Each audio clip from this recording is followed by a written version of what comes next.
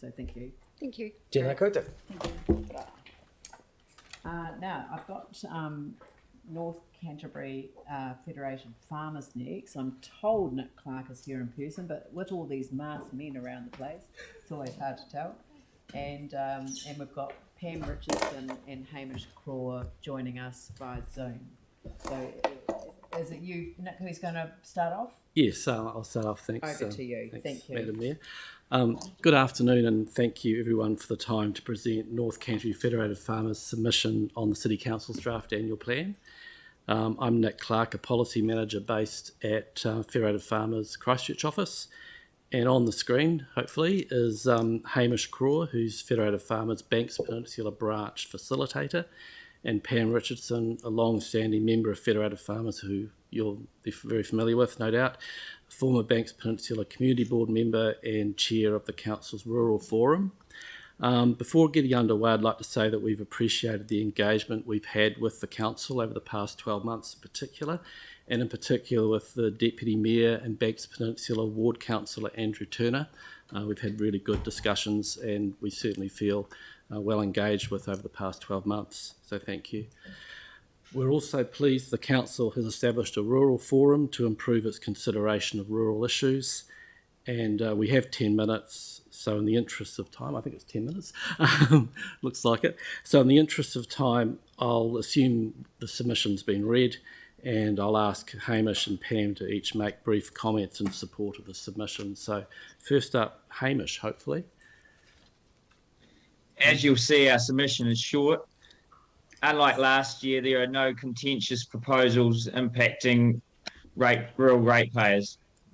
We're pleased the Council decided last year not to proceed with the proposal to extend the land drainage targeted rate across the whole district, including properties that are not serviced by land drainage infrastructure. That would have cost farmers thousands of dollars in higher rates for no benefit and came after no prior consultation or engagement. We appreciate the Council is listening to us, and it's good that the proposal has not been revisited in this year's draft annual plan. The establishment of the Rural Forum will hopefully mean unpleasant surprises like Oops, you're just turning into a Dalek. So, I don't know if you watch Doctor Who, but that's what you sound like. Do you want to switch off? Can I interrupt and ask you to switch off your camera? That might help us hear you. I probably sound like a Dalek too, I think. To that sent out in the 6% in the car. Can you hear me? Federated Farmers is concerned about increasing costs and prices. Hamish. Yep. Can you hear me? Yep, can hear you. Okay, right. We couldn't hear a single word you just said. You sounded like a Dalek. Okay. So I'm just wondering if you should switch off your camera, which I usually discourage, but on this occasion, perhaps we could hear you better if you switch off your camera. Try again. Is that better? That is better. Okay. As you'll see, our submission is short. Unlike last year, we heard that. No, we heard a lot of it. It was just towards the end. You turned into something from Doctor Who. Hamish, I think. Oh, okay. Go back to Nick, and he can update you on where we got to. So Hamish, we got to the point where you said it was great that the Council listened to us about the land drainage rate, and you also mentioned the Rural Forum. Yeah, we definitely heard, so heard that. I we think were it was having more warm fuzzies at towards the I think it was when you were talking about numbers like percentage increases and that. Oh, yeah. Turning to this year's annual plan, we note that the proposed overall average rates increase for the coming year will be 4.96%, similar to that set out in the long-term plan. Although this increase is lower than the 6.9% current rate of inflation, Federated Farmers is concerned about increasing costs and prices.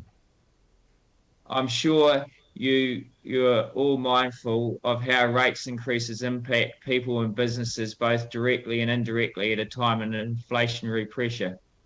My advice to the Council is keep focus on the its capital and operating spending to ensure they continue to provide strong value for money and should keep looking at better ways of doing things.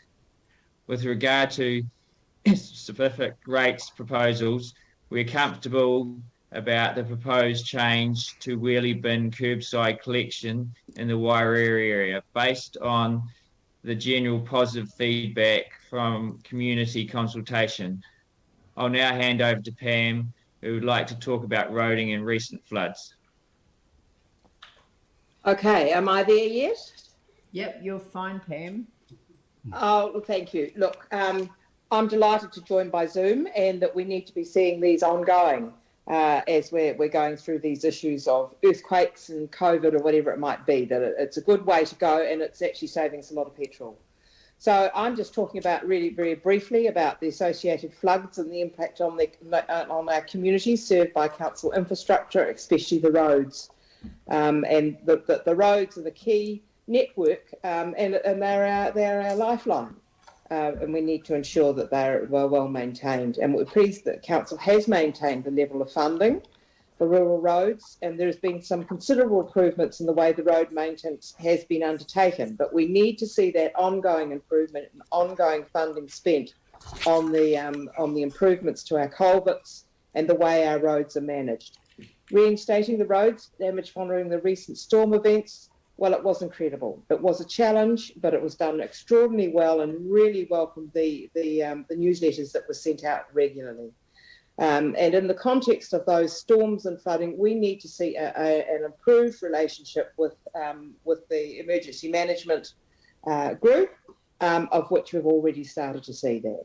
So delighted to be working, and we need to make sure that we can continue during holidays, when everybody goes away on holiday. That was one of the major issues we had during the storm event. Everybody had gone, and we didn't know who was in place to step in the gap. So I'll leave it there. We'll leave it there, and if there are any questions. But we're looking forward to the Rural Forum next year. Lovely, thank you. Right. Did you want to add anything, Nick? No, I think they've said enough. Covered enough? It's all good. Okay, so Questions? councillors, any questions? No, I mean, I just thought it was incredibly welcome, the proposal to have a forum, and I think that the concept is one that is a much preferable way to go. No surprises, and working in a much more sort of kind of open to and fro manner, so that we can get these things Absolutely. addressed. No, thank you very much, and again, just really appreciate all the the great engagement we've had over the last year in particular, and hopefully that'll continue under the next council. I'm just saying, I'm terribly sorry that it was kicked off by an approach that is less than satisfactory, but I'm glad that that's been the outcome. Certainly has. Yeah. Thank you So very much. could we thank especially Andrew Turner? Of Can you course hear me, may. or am I? You've got 2 minutes and 6 look- seconds left.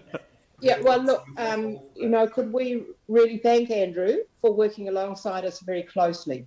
We've had a fine relationship, a sound relationship that has continued to build over the last 6 years or more, and we will certainly miss Andrew for his skill and his understanding of Banks Peninsula and its funny foibles. And so, thank you very much, Andrew. And those other councillors who have an interest in Banks Peninsula. We are a team, and we are part of the city, and we enjoy providing the backdrop to the city. So thank you.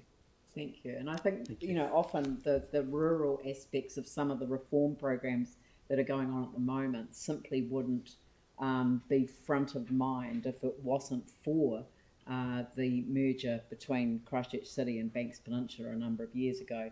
And I think that has added some depth to our understanding to some of these issues, particularly in RMA reform, Three Waters, those sorts of things.